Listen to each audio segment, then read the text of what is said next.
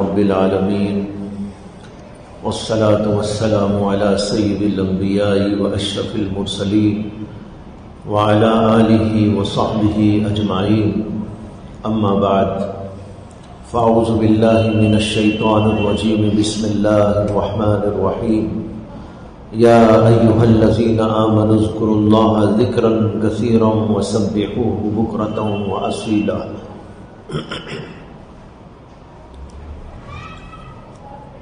قرآن پاک کی ایک آیت کریمہ آپ کو سنائی ہے۔ اس کا مطلب یہ ہے کہ اللہ تعالیٰ نے اہل ایمان سے خطاب کرتے ہوئے کہا کہ اے ایمان والو، اللہ تعالیٰ کو کثرت کے ساتھ میں یاد کرو۔ اذکروا اللہ ذکرا کثیرا وسبحوہ بکرۃ واصیلا، اور صبح و شام اللہ کی تسبیح اور پاکی بیان کرو۔ اس آیت میں اللہ نے دو حکم دیے ہیں۔ پہلا حکم یہ ہے کہ اللہ کو کثرت کے ساتھ یاد کرنا، اور دوسرا حکم یہ ہے کہ صبح و شام اللہ کی تسبیح بیان کرنا۔ اللہ کی تسبیح بھی ذکر ہی میں داخل ہے۔ اللہ تعالیٰ کا ذکر کئی ناموں سے کیا جاتا ہے۔ اللہ نے قرآن میں فرمایا ہے وَلَهُ الْأَسْمَاءُ الْحُسْنَى، اللہ تعالیٰ کے بہت سے اچھے اچھے نام ہیں۔ اللہ کے ناموں میں سے کسی بھی نام سے پکارو، اللہ کو رحمان کہہ کے پکارو، رحیم کہہ کر پکارو، رزاق کہہ کر پکارو، یا اور اللہ کے بہت سے ناموں میں سے کسی بھی نام سے اللہ کا ذکر کرو۔ اور اسی کے اندر یہ ہے کہ اللہ کی تسبیح، اور تسبیح کے معنی آتے ہیں پاکی بیان کرنا۔ سبحان اللہ، میں اللہ کی پاکی بیان کرتا ہوں۔ اور پاکی بیان کرنے کا مطلب یہ ہے کہ میں اللہ کو تمام عیوب سے، تمام نقائص سے بری اور منزہ مانتا ہوں۔ اللہ میں کوئی عیب نہیں، اللہ میں کوئی قصور نہیں، اللہ میں کوئی کوتاہی نہیں۔ اللہ ہر قسم کے عیب سے بری ہے اور منزہ ہے۔ تو یہ دو حکم اس آیت کے اندر دیے گئے ہیں، اور جیسے کہ میں نے عرض کیا دوسرا حکم پہلے ہی کے اندر داخل ہے۔ اس لیے گویا ایک ہی حکم اس آیت کے اندر دیا گیا ہے، وہ یہ ہے کہ اللہ کو کثرت سے یاد کرو۔ بہت سے لوگوں کو یہ بات سمجھ میں نہیں آتی کہ اللہ کو کثرت سے کیسے یاد کریں۔ ہمیں کھانا بھی ہے، پینا بھی ہے، بیپار بھی ہے، تجارت بھی ہے، ملازمت بھی ہے، بہت سے دنیا کے کام دھام لگے ہوئے ہیں۔ ایک طرف بیوی بچے ہیں، دوسری طرف رشتہ دار ہیں، ایک طرف دوست احباب ہیں، ایک طرف دنیا کی مصروفیات ہیں، اور پھر ذاتی مصروفیات بھی ہیں، کھانا پینا سونا۔ ان ساری چیزوں کے ساتھ ہم اللہ کا ذکر کثرت کے ساتھ میں کیسے کر سکتے ہیں؟ سونے کا وقت نکالو تو 6 گھنٹے 7 گھنٹے، اتنا تو بہرحال طبعی طور پر انسان سوتا ہے۔ اور جو غیر طبعی ہوتے ہیں ان کا تو پوچھنا ہی کیا، جو غیر فطری اور غیر طبعی طور پر سوتے ہیں ماشاءاللہ 10-10 گھنٹے سونے والے بھی ہیں۔ چیمپئن، سونے میں چیمپئن ہے وہ، 10-10 گھنٹے سوتے ہیں، 12-12 گھنٹے سوتے ہیں۔ ایک آدمی کا قصہ کسی اخبار میں آیا تھا کہ وہ بہت سوتا تھا، اور ایک بار اپنے تہ خانے میں جا کر سو گیا اور کسی کو پتا نہیں، اور سویا سویا سویا کئی دن گزر گئے سوتے ہوئے، اور گھر والوں کو معلوم نہیں کہ تہ خانے گیا ہے۔ جب دیکھا کہ یہ موجود نہیں ہے تو پولیس اسٹیشن کے اندر انہوں نے FIR درج کرا دیا کہ ہمارا ایک آدمی گم ہو گیا ہے. اب پولیس بھی چکر لگا رہی ہے ادھر ادھر ادھر ادھر، گھر والے بھی ادھر ادھر پریشان، پتہ نہیں چلتا کہ کہاں ہے. لیکن 3-4 دن کے بعد تہخانے سے اٹھ کے آیا. ماشاءاللہ ایسے لوگ بھی ہیں سونے والے. بہرحال یہ تو خیر غیر فطری اور غیر طبعی سونے والے ہیں. جو طبعی سوتے ہیں وہ تو 6 گھنٹے 7 گھنٹے، کوئی زیادہ اور سو جائے 8 گھنٹہ 1 گھنٹہ، بہرحال اتنا تو آدمی سوتا ہے. اور پھر اس کے ساتھ مصروفیات، ذاتی مصروفیات، اجتماعی مصروفیات، بیوی بچوں کے ساتھ مصروفیات، کمائی دھمائی کی مصروفیات، یہ سب اگر نکال دیں تو بہت سا وقت اس میں کھپ جاتا ہے. تو پھر آخر ہم اللہ کا ذکر کثرت کے ساتھ میں کیسے کر سکتے ہیں؟ میں آج اسی کا جواب آپ کو سمجھانا چاہتا ہوں.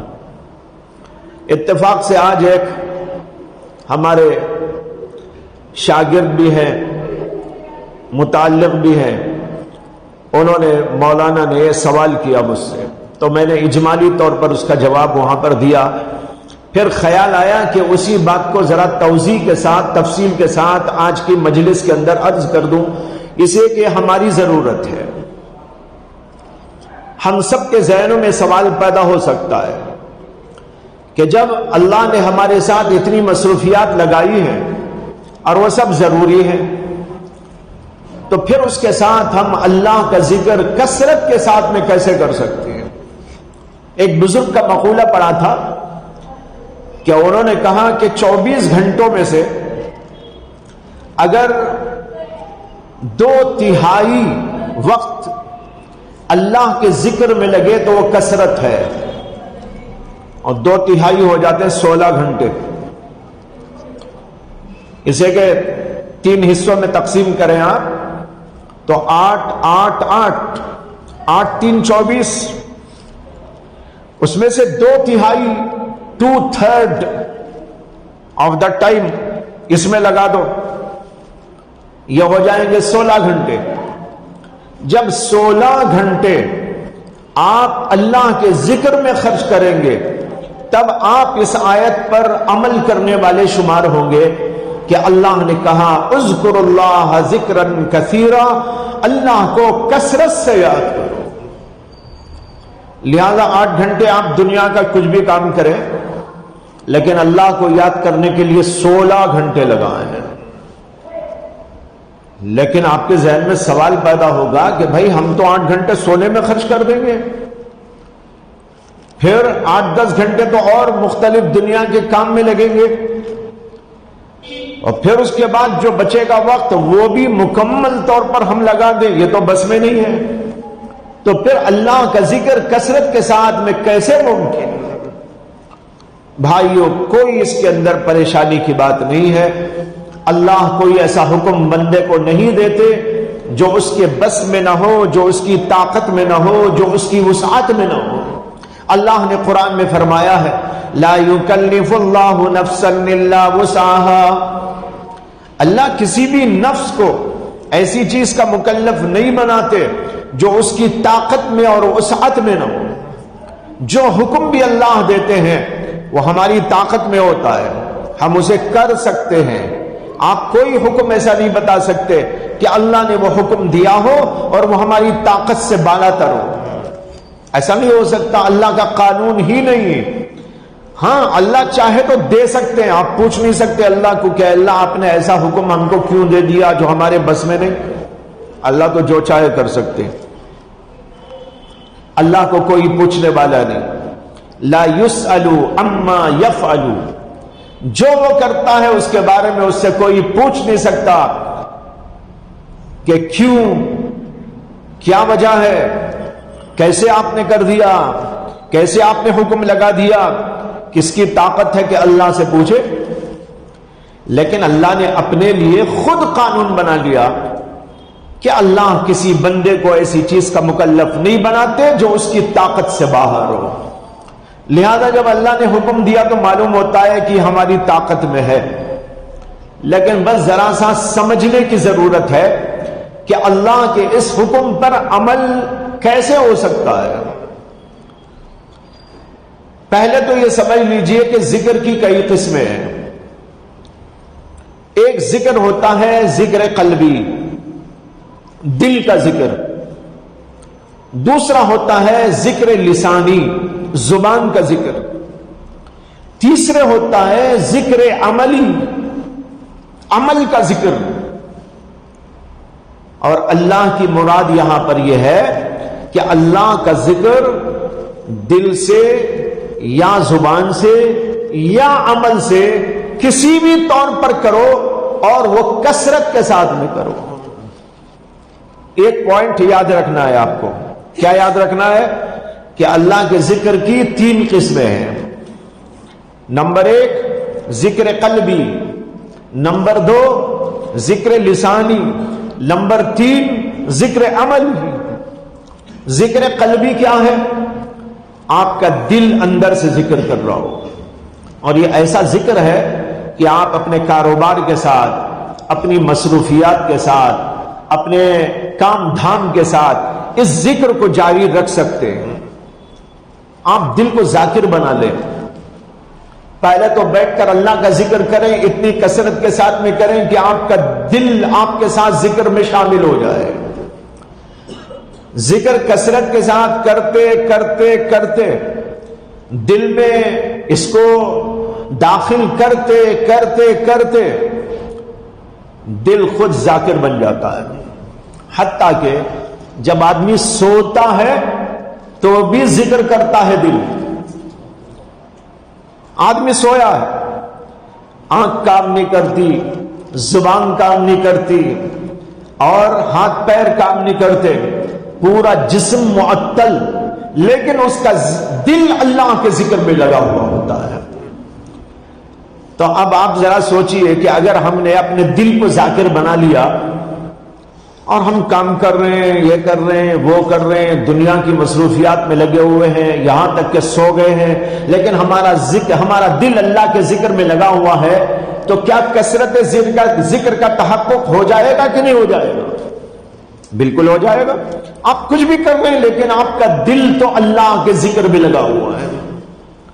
ایک بات تو یہ ہو گئی۔ دوسرا ہے ذکر لسانی، زبان کا ذکر۔ زبان کے ذکر میں ہم عام طور پر یہ سمجھتے ہیں کہ لا الہ الا اللہ یا سبحان اللہ، الحمدللہ زبان سے پڑھنے کا نام ہے، اور ذکر کا جب لفظ ہم استعمال کرتے ہیں تو لوگ سمجھتے ہیں کہ کسی کونے میں بیٹھ کر 1 گھنٹہ 8 گھنٹہ ذکر کرنے کو ذکر کہتے ہیں، لیکن ایسا بھی نہیں ہے۔ بات یہ ہے کہ آپ چلتے پھرتے اٹھتے بیٹھتے کہیں بھی کسی بھی طور پر اپنی زبان کو ذکر میں لگا سکتے۔ آپ کاروبار میں ہیں، آپ کی زبان اللہ اللہ کہہ رہی ہے، دل بھی اللہ اللہ بول رہا ہے۔ ایک طرف زبان ذکر میں شامل، دوسری طرف آپ کا قلب اور دل اس کے ساتھ میں شامل۔ آپ چلتے پھرتے اٹھتے بیٹھتے آتے جاتے ان سب کاموں کے ساتھ زبان پر سبحان اللہ، الحمدللہ، لا الہ الا اللہ، اللہ اللہ اللہ اللہ کرتے چلے جائیں۔ بتاؤ بھائی یہ ہو سکتا ہے یا ناممکن ہے؟ جب ہو سکتا ہے تو آپ اب حساب لگائیے کہ 16 گھنٹے ذکر ہو سکتا ہے کہ نہیں ہو سکتا؟ بالکل ہو جائے گا۔ کھاتے کھاتے ذکر، چلتے چلتے ذکر، پھرتے پھرتے ذکر، کسی کے ہاں جاتے ہوئے ذکر، آتے ہوئے ذکر، اس طرح ذکر آپ زبان سے جاری رکھیں تو آپ کا ڈھیر سارا ذکر ہوتا رہے۔ دوسری بات یہ ہے کہ ذکر لسانی میں جہاں پر یہ ذکر ہے جس کو ابھی بتایا، وہیں پر تلاوت بھی اس میں داخل ہے۔ آپ تلاوت کریں گے وہ بھی ذکر، سبحان اللہ بولیں گے تو وہ بھی ذکر، الحمدللہ پڑھیں گے تو وہ بھی ذکر۔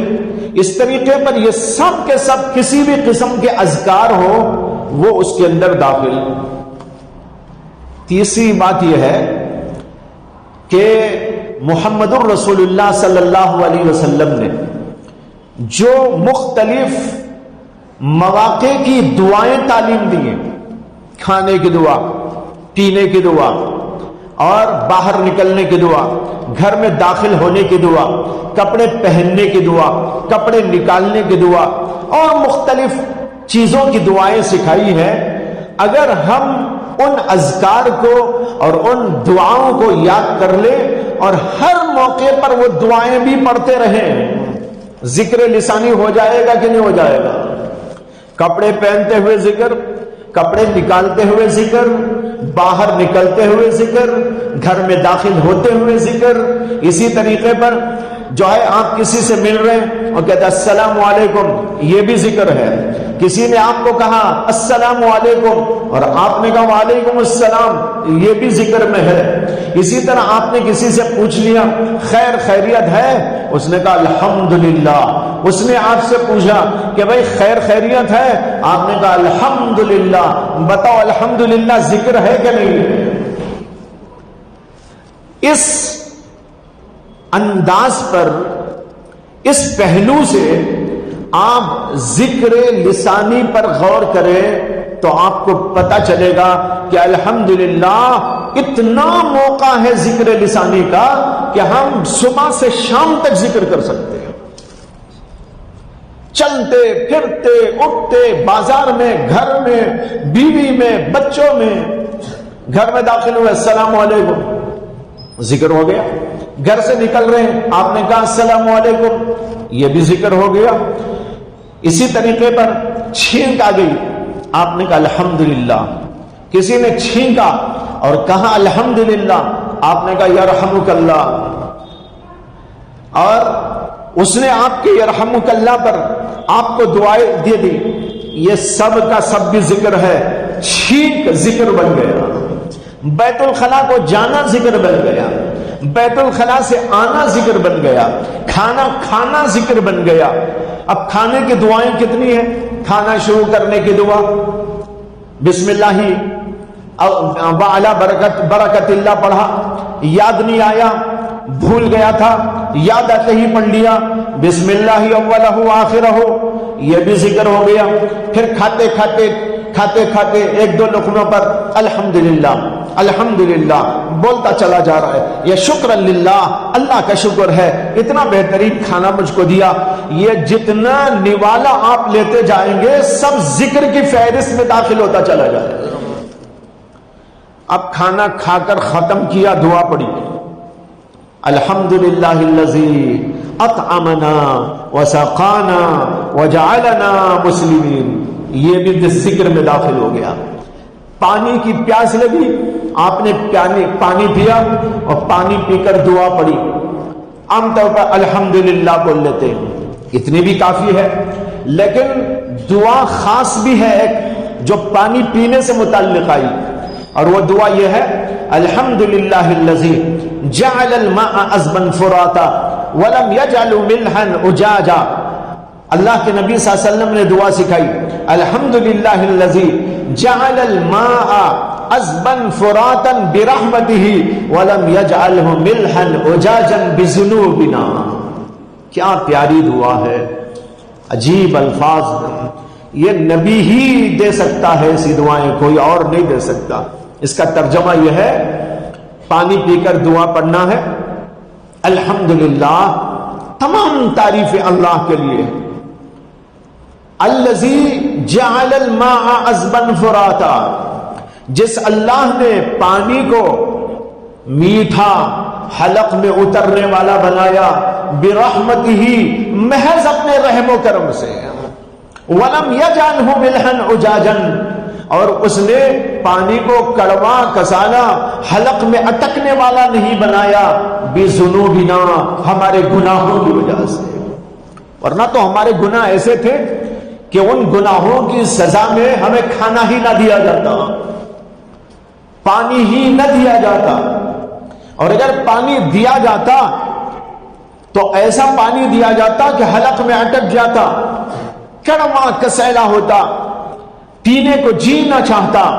اس لیے کہ ہمارے گناہ تو اس قابل ہے کہ اس کی سزا میں ایسا پانی ہم کو پلایا جاتا، حلق میں کانٹے پڑ جائیں ایسا کوئی کھانا دیا جاتا جیسے کہ جہنمیوں کو دیا جائے گا، جہنمیوں کو پانی مائع حمیم دیا جاتا ہے، اور جو ان کو کھانے کے لیے دیا جاتا ہے پھل، اس کا نام ہے زقوم، جو کانٹوں دار ہوگا، جب وہ کھائیں گے تو حلق میں اٹک جائے گا اور زور زور سے مانگیں گے پانی پانی پانی، ان کو پانی دیا جائے گا مائع حمیم، گرم گرم کھولتا ہوا پانی، جب اس کو پیئیں گے وہ اٹکا ہوا اندر تو چلا جائے گا، لیکن اندر جا کر پورے کے پورے سسٹم کو ستیاناش کر دے گا، اندر کا حال خراب کر دے گا، جو کچھ ہے اسے پاش پاش کر دے گا، ایک طرف گرم گرم کھولتا پانی اور دوسری طرف زقوم کانٹوں دار، وہ اندر جا کر پورے سسٹم کو برباد کر دے گا، یہاں تک کہ ان کے اندر کا جو سامان ہوگا وہ سب کی سب چیزیں پاخانے کی راہ سے باہر آنی شروع ہو جائے۔ ترمذی شریف کے اندر یہ حدیث موجود ہے جس کا مضمون ہے میں آپ کے سامنے عرض کیا۔ تو بھائیو، اللہ کا رحم اور کرم، اب یہ آدمی دعا پڑھتا ہے، ذکر ہوا کہ نہیں ہوا؟ الحمدللہ الذی، پانی بھی ذکر بن گیا، کھانا بھی ذکر بن گیا، اور پھر کھانا کھانے کے بعد جب دسترخوان اٹھایا جاتا ہے تب بھی ایک دعا ہے، تب بھی ایک دعا ہے، الحمدللہ الذی حمدا کثیرا طیبا مبارکا فی غیر مکفی ولا مستغنا عنہ ربنا، تمام تعریفیں اللہ کے لیے ہیں،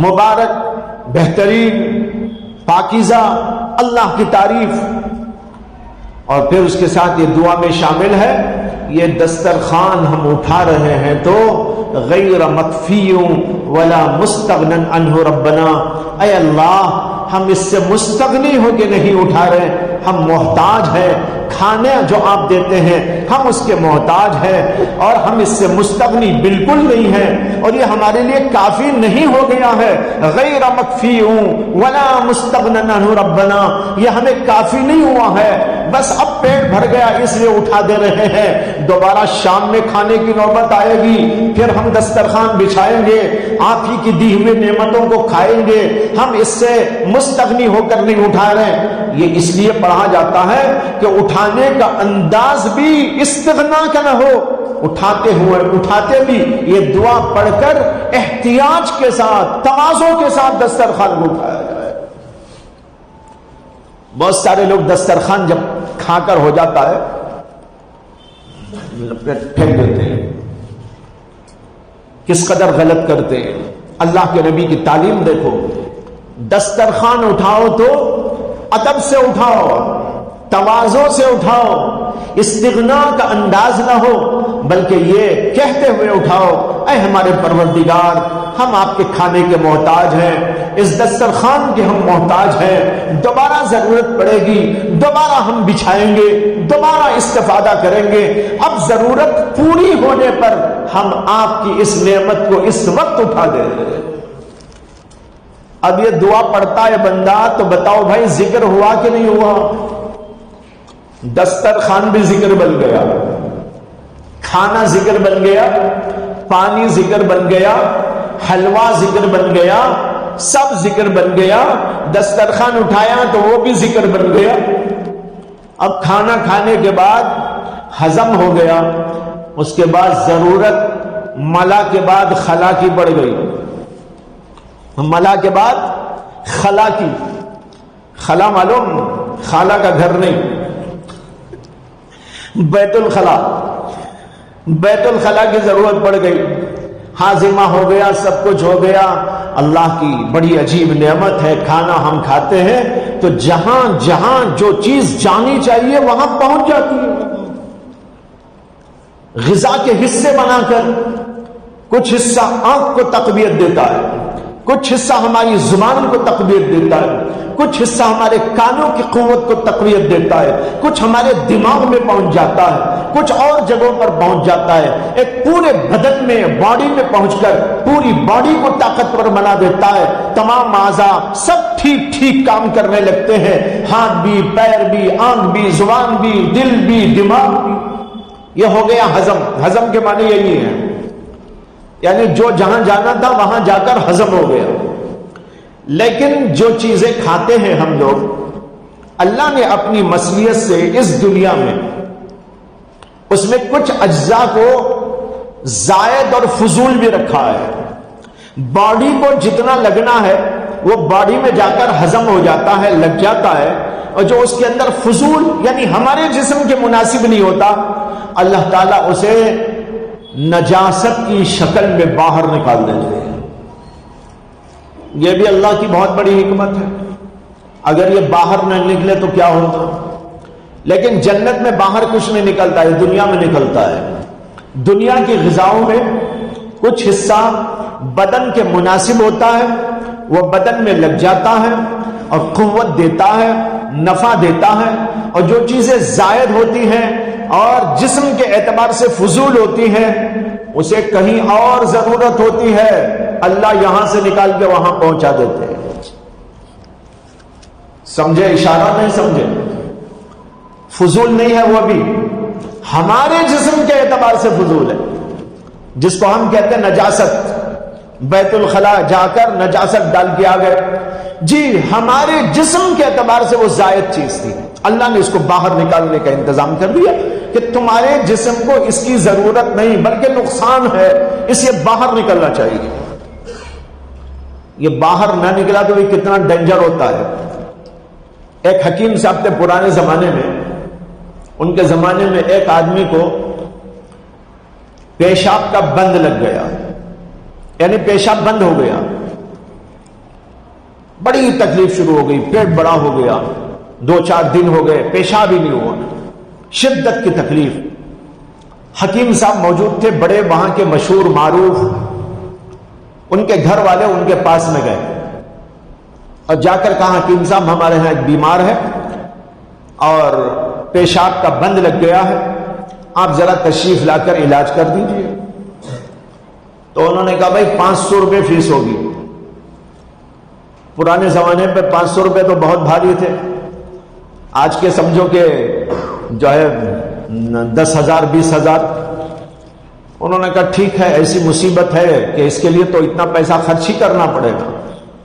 تو حکیم صاحب وہاں پر پہنچے، اس کا پیٹ ویٹ دبا کے دیکھا، جانچ کی، اور پھر اس کے بعد ان لوگوں سے، گھر والوں سے کہا کہ خربوزہ ہوتا ہے نا، خربوزہ، اس کے چھلکے لے کے آؤ۔ تو گھر والے کہیں گئے، بازار جا کر خربوزہ خرید کے لائے، اس کو کاٹا، چھلکے لائے، حکیم صاحب کو دیا۔ تو حکیم صاحب نے کہا کہ سل بتے سے اس کو پیسو، اس کا پیسٹ بناؤ۔ پیسٹ بنا کے لایا گیا۔ حکیم صاحب نے کہا ایک گلاس میں پانی لاؤ، پانی بھی لایا گیا۔ تو حکیم صاحب نے وہ پیسٹ پانی میں ڈال کر اچھا ملایا اور بیمار کو کہا پی لو اس کو۔ اس نے پی لیا، ادھر پینا تھا ادھر پیشاب نکل گیا۔ اس کو کہتے ہیں علاج تیر بہدف، یعنی فوراً علاج ہو گیا، ادھر پیتے ہی ادھر پیشاب ہو گیا۔ ماشاءاللہ بڑی راحت مل گئی۔ دیکھو یہ کتنی بڑی اللہ کی نعمت ہے۔ اگر یہ بند لگ جائے تو ڈاکٹر کو پیسے کھلانے پڑتے ہیں، اور روزانہ پیشاب ہو رہا ہے بغیر پیسے کھلائے۔ اللہ کی نعمت ہے کہ نہیں ہے؟ یہ غور کرنا چاہیے۔ اچھا اسی کا اور ایک قصہ ہے، سن لیجئے، اسی مریض کا۔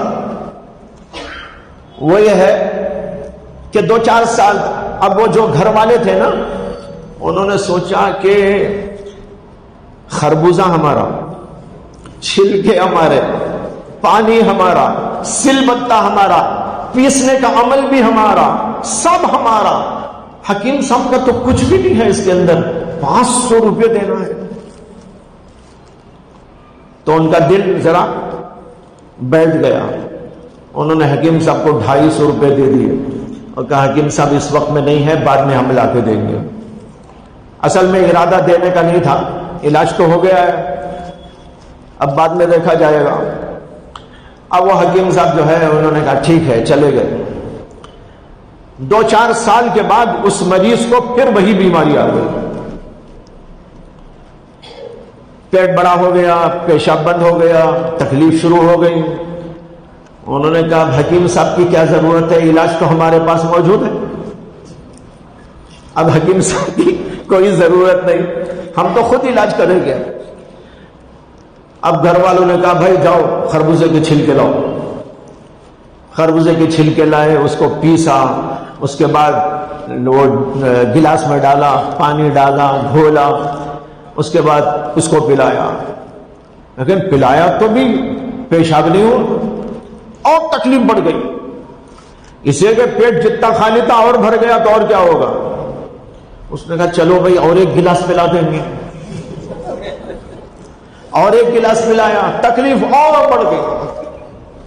اب بیچارے پھر پریشان ہو کے انہی حکیم صاحب کے پاس میں گئے. حکیم صاحب وہ پرانے, آپ نے پہلے ایک مریض کا علاج کیا تھا, اسے یہی بیماری آ گئی ہے, ذرا تشریف لائیے. انہوں نے کہا پہلے کے 250 رکھو, اب کے 500 بھی رکھو, پھر چلوں گا میں یہاں سے. یہ تو بھائی علماء ہی ہیں جو فری کام کرتے ہیں امت کے لیے, سمجھے نا. علماء ہی کا ایک طبقہ ہے جن کے یہاں کنسلٹنگ فیس کچھ نہیں, عمل کریں تو بھی کچھ نہیں, جو بھی ہے فری ہوتا ہے. بہت سے لوگ آتے ہیں علماء کے پاس, 1 منٹ انتظار کرنا نہیں چاہتے, جبکہ ہاسپٹلوں میں ڈاکٹروں کے پاس کیوں لگا کے بیٹھے رہتے ہیں, پیسے دے کر انتظار کرتے ہیں.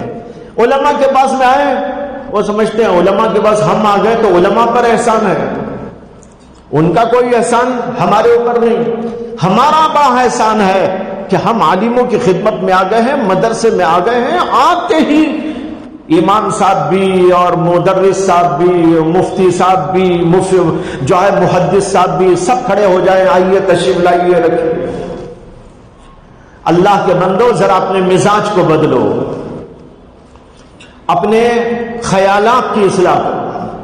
حضرت حکیم الامت اشرف علی تھانوی رحمت اللہ علیہ نے ایک کتاب لکھی تھی, اس کا نام تھا اصلاح الخیال. اصلاح الخیال کی بڑی ضرورت ہے, خیال کی اصلاح. آج ہمارا خیال ہی بگڑ گیا ہے, علماء کے حق میں بگڑ گیا, دین کے حق میں بگڑ گیا, اچھائیوں کے حق میں بگڑ گیا. دین دنیا کے بارے میں تو ٹھیک چل رہا ہے, ڈاکٹروں کے پاس ٹھیک چل رہا ہے. ایک بات میں یہ بھی کہا کرتا ہوں, دیکھیے اگر ڈاکٹر کے پاس کسی محدث کو جانا پڑے تو جاتا ہے کہ نہیں جاتا؟ اپنے زمانے کا محدث, اپنے زمانے کا فقیہ, اپنے زمانے کا مفسر, اپنے زمانے کا امام, بہت بڑا محتمم, جو کچھ بھی ہوگا, جب اسے بیماری آئے گی, پریشانی لاحق ہوگی, چھوٹی ہو بڑی ہو, ہاسپٹل کو بھی جاتا ہے, ڈاکٹر کے پاس جاتا ہے, کیو میں وہ بھی بیٹھتا ہے, دکھا کے آتا ہے. ہوتا ہے کہ نہیں ہوتا؟ اب بھی چلے جاؤ کسی جگہ بھی آپ کو ملیں گے, علماء ملیں گے, مفتیان ملیں گے, مدرسین ملیں گے, محتمم ملیں گے, فقیہ ملیں گے, سب ملیں گے. لیکن میں آپ سے پوچھتا ہوں, کیا کسی بھی ڈاکٹر صاحب کو اپنا علاج کرانے کبھی آپ نے دیکھا کسی شیخ کے پاس آتے ہوئے؟ کیا کسی بھی ڈاکٹر کو, کسی انجینئر کو اور کسی دنیا کے علم والے کو آپ نے دیکھا کہ وہ بھی آ کر جو ہے کیوں لگانے کی ضرورت ہی نہیں پڑتی علماء کے پاس, الا ماشاء اللہ. اسے کہ بھیڑ جمع ہی نہیں ہو رہی ہے تو کیوں کی کیا ضرورت پڑتی ہے؟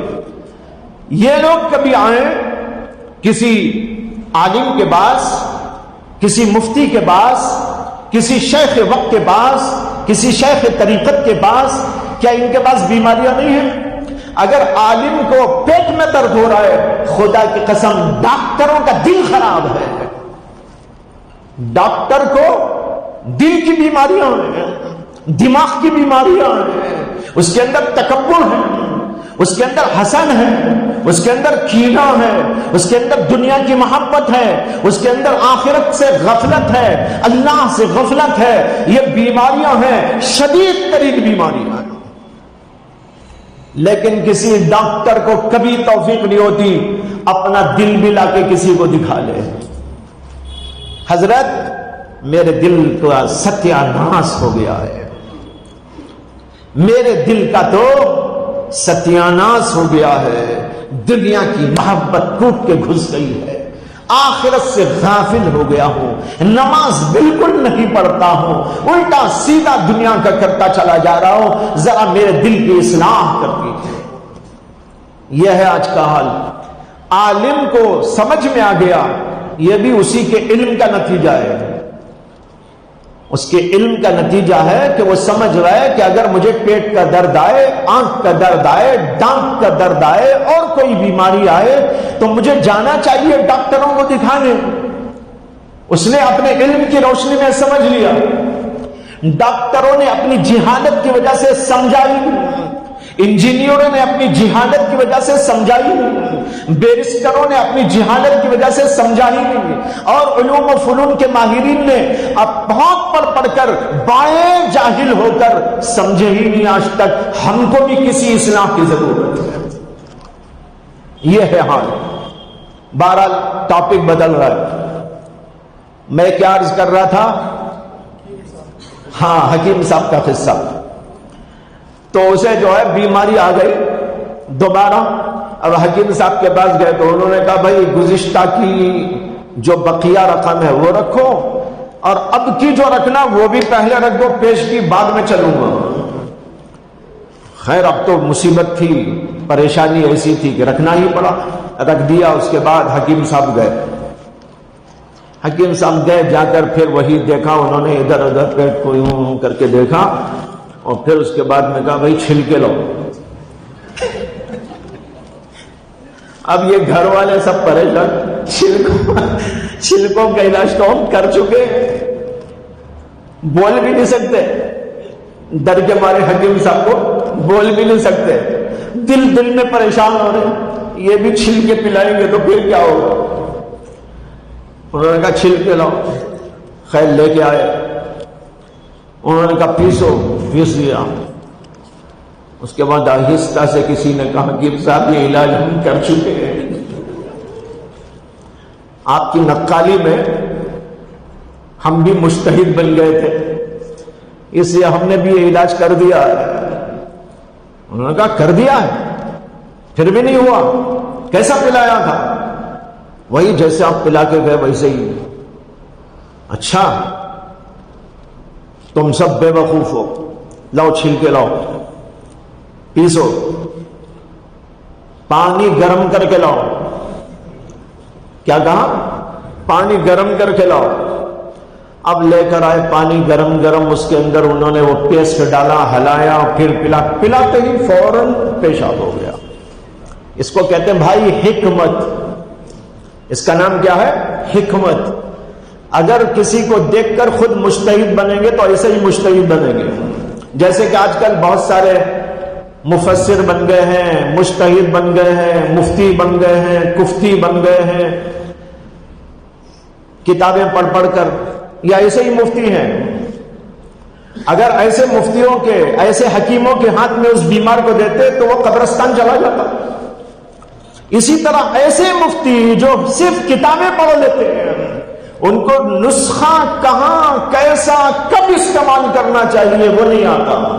یہ کب آتا ہے؟ جب کسی کی جوتیاں سیدھی کی جاتی ہیں۔ کسی مفتی کے پاس، کسی عالم کے پاس، کسی فقیہ کے پاس، کسی مفسر کے پاس، کسی محدث کے پاس، کسی اللہ والے کے پاس اس کی جوتیاں سیدھی کی جاتی ہے، تب اس کا دل و دماغ ٹھیک ہوتا ہے، کہاں کیا کرنا چاہیے وہ سمجھ میں آتا ہے۔ اور انہوں نے حکیم کے پاس کبھی رہ کر دیکھا تو نہیں، نسخے کا جو ہے چرا کر علاج کرنا چاہا، دیکھیے نتیجہ کیا ہے۔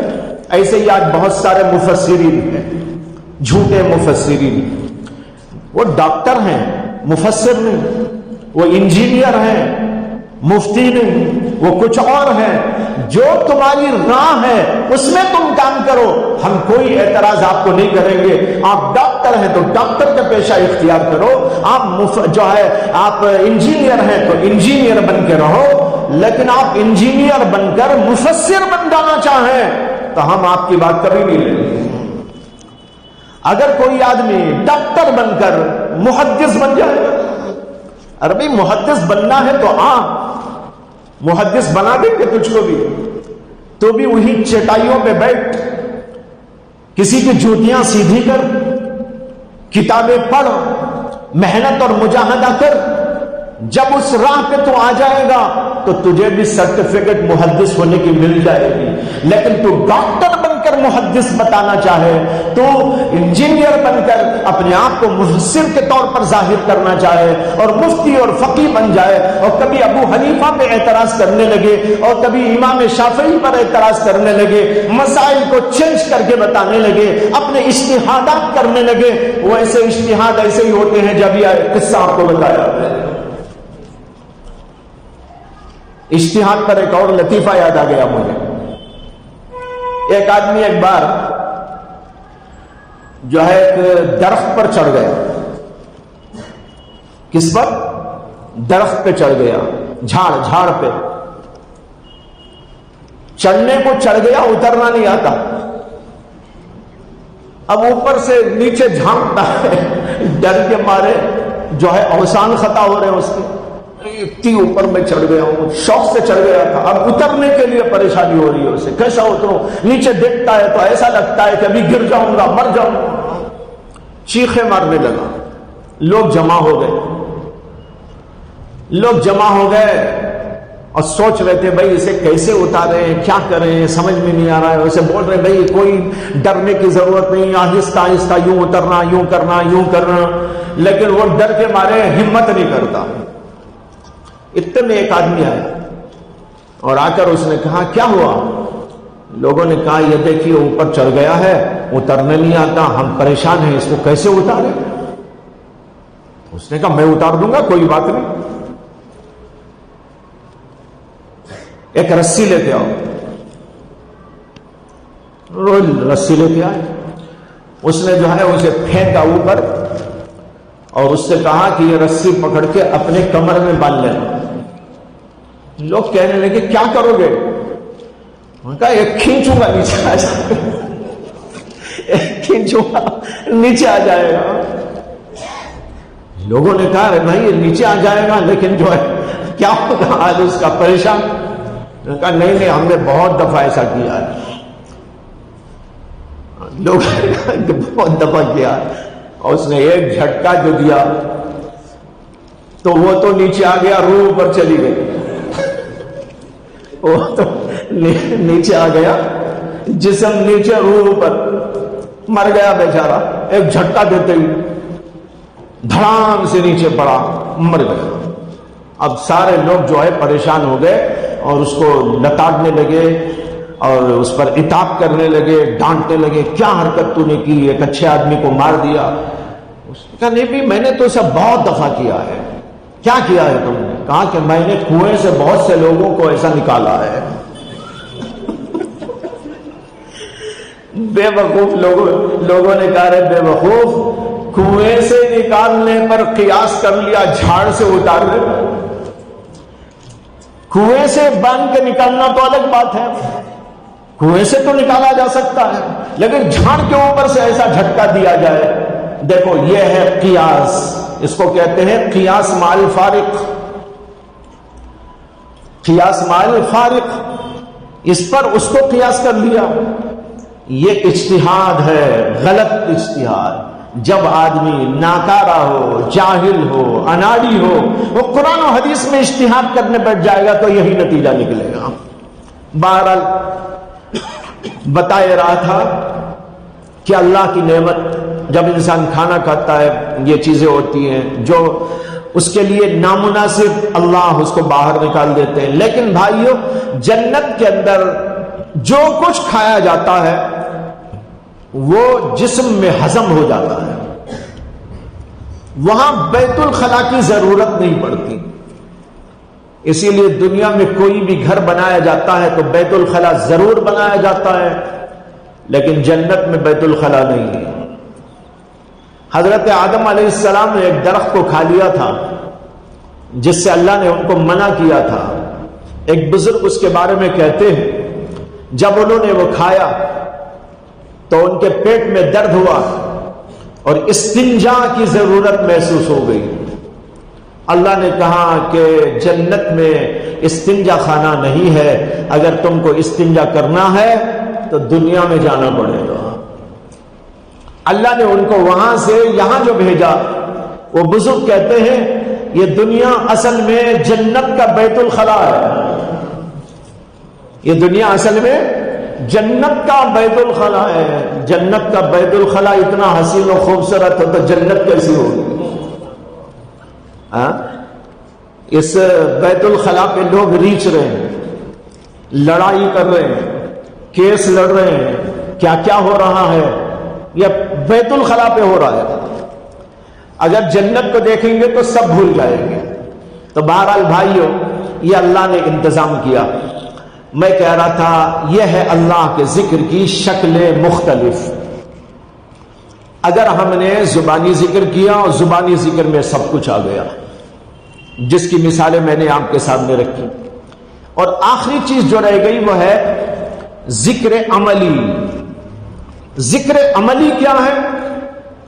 ذکر عملی یہ ہے کہ ہم اپنے عمل کے ذریعے سے کچھ کام کریں جو اللہ نے کہا، اللہ کے رسول نے کہا۔ جیسے ہم نماز پڑھتے ہیں تو ذکر ہے، روزہ رکھتے ہیں تو وہ بھی ذکر ہے، ہم زکات دیتے ہیں تو وہ بھی ذکر ہے، اگر ہم حج کے لیے جاتے ہیں تو وہ بھی ذکر ہے۔ اسی طریقے پر کوئی اور دین کا کام ہم کرتے ہیں، وہ سب کا سب ذکر میں شامل ہو جاتا ہے، حتیٰ کہ تعلیم ہے، تدریس ہے، بچوں کو پڑھانا ہے، تعلیم دینا ہے، واعظ و نصیحت ہے، دعوت و تبلیغ ہے، یہ سب کا سب اسی کے اندر داخل ہو جاتا ہے۔ عملی طور پر یہ چیزیں اللہ کا ذکر ہے۔ اب آپ بتائیے، جو اشکال ہوا تھا کہ ہم اس دنیا میں اللہ کا ذکر کثرت کے ساتھ میں کیسے کر سکتے ہیں؟ انسانی شکلوں کے ساتھ اگر ہم نے ذکر کو قائم کر دیا تو اللہ کا ذکر کثرت کے ساتھ ہو جائے گا کہ نہیں ہو جائے گا؟ یہی آپ کو سمجھانا تھا۔ یہ سب کا سب ذکر ہے۔ ذکر کی ان شکلوں کو اختیار کر لیں، اور دعاؤں کا اہتمام، سنتوں کا اہتمام، اور چلتے پھرتے اٹھتے بیٹھتے اللہ کے ذکر کا اہتمام، دل کو ذاکر بنانے کی محنت، یہاں تک کہ وہ ذکر کرتے کرتے نیند بھی اس کو آ جائے تو اس کا دل ذکر کے اندر مشغول رہے۔ اس طریقے پر ہو جائے گا تو 24 کے 24 گھنٹے انشاءاللہ ذکر میں لگ جائیں گے۔ کثرت ہی نہیں بلکہ یوں کہا جا سکتا ہے کہ کل کا کل وقت اللہ کے ذکر میں لگ گیا۔ اللہ تعالیٰ مجھے بھی آپ کو بھی توفیق عطا فرمائے۔ وآخر دعوانا ان الحمد للہ رب العالمین۔ اللهم صل على سيدنا محمد وعلى آل سيدنا مولانا محمد وبارك وسلم۔ ربنا تقبل منا ما كان صالحا وأصلح لنا ما كان فاسدا۔ سبحان ربك رب العزة عما يصفون وسلام على المرسلين والحمد لله رب العالمين۔